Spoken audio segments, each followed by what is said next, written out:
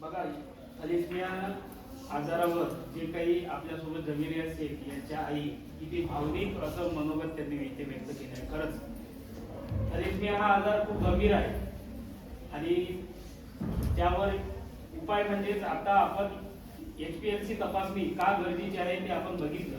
त्याची जर आपण जर HPLC तपासणी केली आपल्याला मेजर मायनर हे कळून येतं. आणि ही तुम्हाला सांगू इच्छितो की यवतमाळमध्ये 3742 रुग्ण आहेत आणि त्यासाठी निस्वार्थ सेवा फाउंडेशन ही जी संस्था आहे ती त्यांना ब्लड डोनेट करत असते.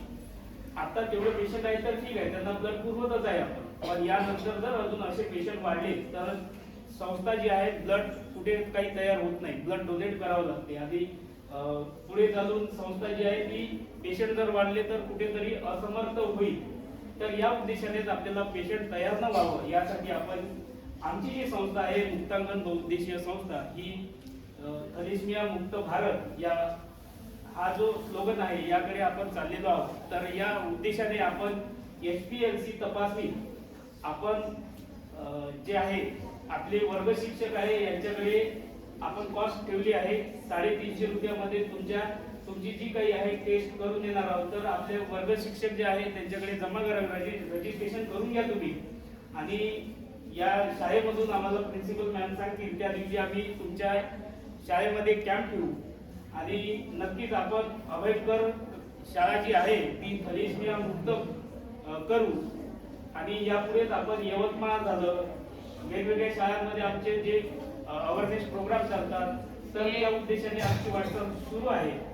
तर मी अधिक तुमचाही वेळ न घेता आमच्यासोबत आमच्या संस्थेच्या मॅडम जुळल्या आहेत, माननीय डॉक्टर अश्विनी गावडे मॅडम यांना मी अशी विनंती करतो की त्यांनी विद्यार्थ्यांना प्रबोधन करावे.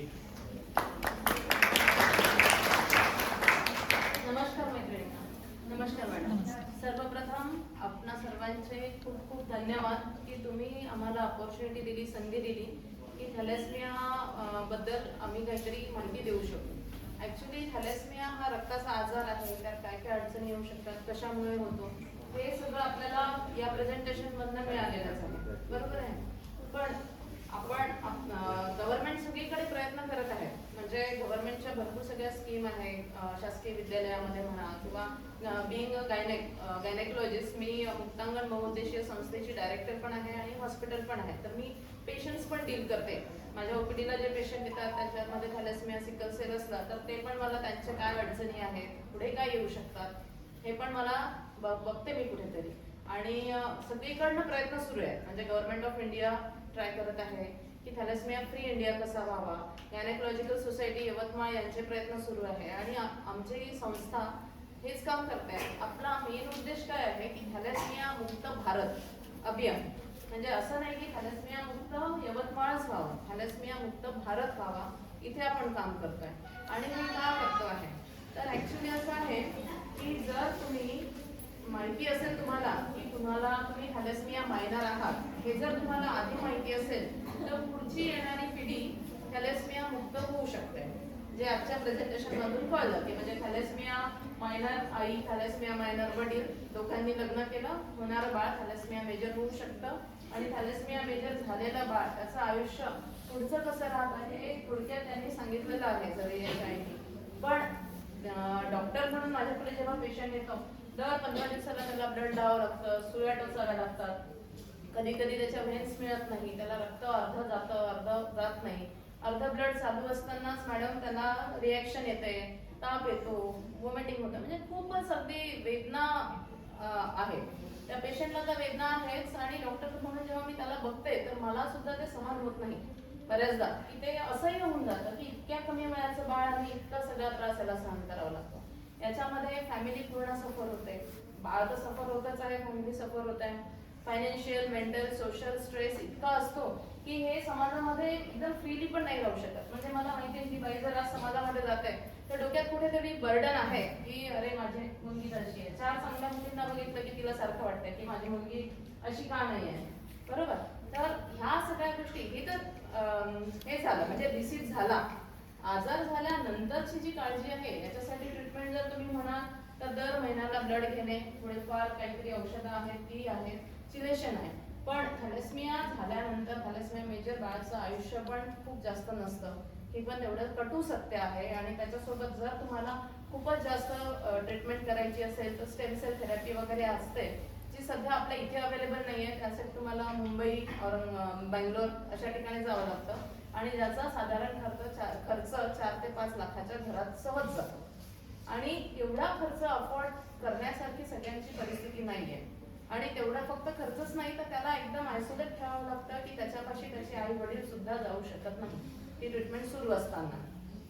तर ह्या आजाराबद्दल फार कमी अवेअरनेस आहे समाजामध्ये आणि हा अवेअरनेस आपल्याला वाढवायचा आहे, बरोबर. आणि त्यासाठी एकच आहे, म्हणजे आजार झाल्यानंतर डॉक्टरकडे जाणं, ट्रीटमेंट घेणं, ब्लड घेणं हा तर वेगळा पार्ट आहे, राईट. पण जर आजार होऊच नाही दिला, म्हणजे आधीच जर प्रिव्हेन्शन केलं आपण की कसंही हो माझ्या घरात मला थॅलेसेमिया नको आहे, इथे जर आपण राहिलो तर निश्चितच पुढचे येणारे कॉन्सिक्वेन्सेस आपण टाळू शकतो. कारण हा आजार असा नाही आहे की कुठे ट्रीटमेंट घेईल मी आणि एकदम दुरुस्त होऊन जाईल, महिनाभर मी आयरनच्या गोळ्या घेईल किंवा ब्लड घेईल आणि मी दुरुस्त होईल, असा आजार नाही आहे. हा याचा ठरलेला आहे की असा असा थॅलेसेमिया राहणार आहे आणि असा असा याचा एंड आहे. तर आपल्याला काय करायचं आहे की थॅलेसेमिया मुक्त भारत जर करायचा आहे तर मला डेफिनेटली सगळ्यांचा सपोर्ट लागेल. म्हणजे मी सुद्धा लग्नाच्या आधी माझी थॅलेसेमियाची तपासणी केलेली आहे, माझी केलेली आहे, माझ्या हस्बंडची केलेली आहे. आणि मी आता पेशंट्स बघते की ज्यांनी तपासण्या केल्या नाही नंतर फेस करतात, मग प्रेग्नन्सीच्या आधी येतात, आता काय करायचं. तर ती तर नंतरची सिच्युएशन झाली ना. पण जर मला माहिती असतं की माझे हस्बंड थॅलेसेमिया मायनर आहे आणि मी पण थॅलेसेमिया मायनर आहे तर मी 2 डिसिजन घेतले असते. एक तर मी लग्न केलं नसतं किंवा केलं असतं तर मग मी स्वतःचं बाळ होऊ द्यायचं की नाही इथे विचार केला असता, राईट. तर हे या एज ग्रुपच्या ज्या मुली आहेत या कमी एजच्या आहेत, बरोबर. यांचं वय लग्नाचं नाही आहे निश्चितच.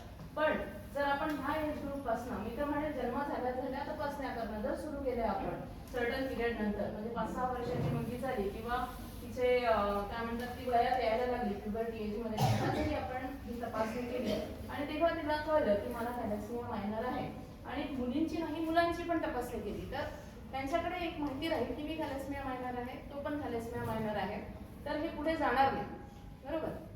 आणि त्यासाठी ह्या एज ग्रुप पासून अवेअरनेस क्रिएट करणं फार गरजेचं आहे. आता याच्यामध्ये जर का कुणाचा रिपोर्ट आला थॅलेसेमिया मायनर म्हणून तर घाबरण्याचं काहीही एक कारण नाही आहे. थॅलेसेमिया मायनर असणं म्हणजे तुम्हाला खूप काही मोठा टीबी झाला किंवा काहीतरी एड्स झाला असा प्रकार मुळीच नाही आहे. हा अनुवंशिक आजार आहे, याला फक्त आपल्याला थांबायचं आहे, बरोबर. आता तुम्ही गुगलवरती डाटा बघाल मॅडम तर त्यांनी असं दाखवलेलं आहे की जवळपास all over India 1.5 lakh thalassemia मेजरचे पेशंट आहेत. पण जेव्हा ऍक्च्युअल मध्ये बघायला गेलं तर यवतमाळ जिल्ह्यामध्येच थॅलेसेमिया मेजरचे 7 ते 7.5 हजार पेशंट आढळून येतात.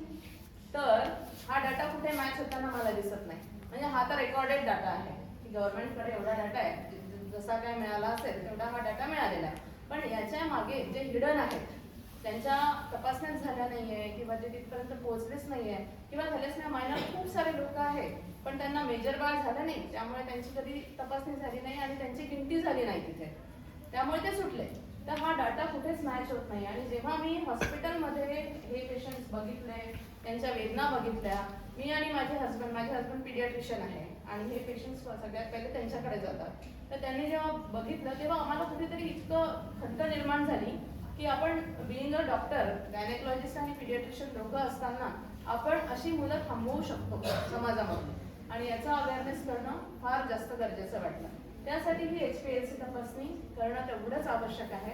आणि माझी कळकळीची विनंती आहे की सगळ्या मुलींनी थॅलेसेमियाची तपासणी करणं गरजेचं आहे. इव्हन तुमचीही मुलं असतील मॅडम सर तर त्यांची पण थॅलेसेमियाची तपासणी जरूर करून घ्या, फार आवश्यक आहे. कारण जी गव्हर्नमेंटमध्ये तपासणी होते त्याच्यामध्ये फक्त एवढं कळतं की सिकल सेल पॉझिटिव्ह आहे की नाही, पण त्याच्या पुढे HPLC तपासणी असते की ज्याच्यामध्ये थॅलेसेमिया आहे की नाही, आहे तर कुठला प्रकार. म्हणजे एक साधारणतः 200 ते 300 आजार रक्ताचे आहेत की जे आपल्याला माहिती पडू शकतात आणि फक्त एक तपासणी जी पुढची जनरेशन थांबवू शकेल.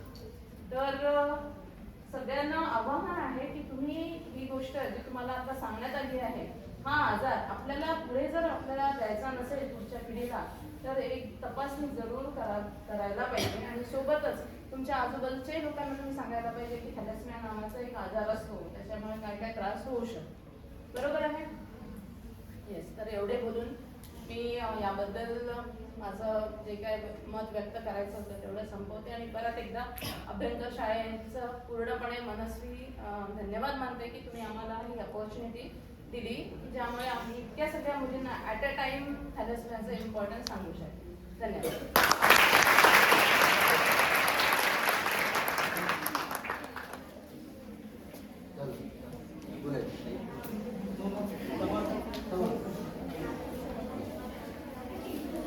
धन्यवाद मॅडम. HbA1c तपासणी किती महत्त्वाची आहे तुम्हाला लक्षात आलं असेल. बघा, तर HbA1c तपासणीचे महत्त्व आपण पथनाट्यातूनही बघितले. यामध्ये आपले जे उपस्थित जवेरियस थॅलेसेमिया पेशंट यांनी सुद्धा सांगितलं आणि सोबतच आमचे मॅडम यांनी सुद्धा आपल्याला HbA1c तपासणी ही किती महत्त्वाची आहे सांगितलं आहे. तर मी तुम्हाला एक माझ्या बागेमाना तुम्ही कुंडली नको HbA1c तपासणी करूया, थॅलेसेमिया मुक्त भारतचा पाया रचूया. धन्यवाद. तर अभ्यंकर कन्या शाळेत हे सर्व कर्मचारी यांनी आणि आयोजक यांनी आम्हाला इथे संधी दिली, त्याबद्दल त्यांचे आभार मानतो. आणि सर्व इथे विद्यार्थ्यांनी जे काही शांत बसून आमचा कार्यक्रम नीट तुम्ही समजून घेतला त्याबद्दल तुमचे आभार मानतो. आणि इथे आमचा कार्यक्रम जो आहे तो इथे संपन्न होतो असं जाईल. निस्वार्थ सेवा फाउंडेशन मुक्तांगण बहुउद्देशीय संस्था यवतमाळ यांच्यातर्फे या ठिकाणी डॉक्टर अश्विनी गावंडे मॅडम या उपस्थित झाल्या. त्यांनी तुम्हाला थॅलेसेमिया भारत यावर छान अशा प्रकारचं मार्गदर्शन केलं, प्रबोधन पण अशा प्रकारचं मार्गदर्शन केलं, त्याबद्दल त्यांचे मी या ठिकाणी आभार व्यक्त करतो. तसेच माननीय परशुराम कडू सर यांचे सुद्धा या ठिकाणी आभार व्यक्त करतो. त्यानंतर विनोद राठोड सर यांचे सुद्धा या ठिकाणी मी आभार व्यक्त करतो.